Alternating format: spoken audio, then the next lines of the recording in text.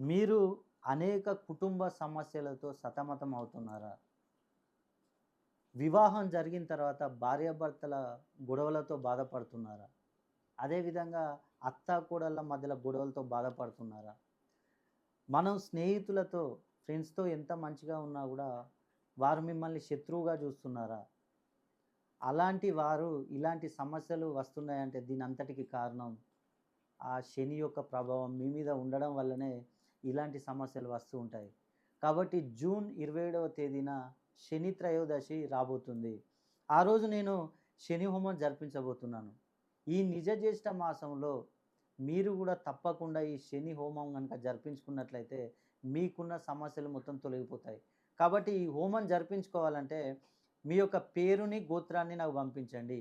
మీ పేర్లపై శని హోమం జరిపించి వీడియో తీసి వాట్సాప్ ద్వారా మీకు అందజేస్తాను. అదేవిధంగా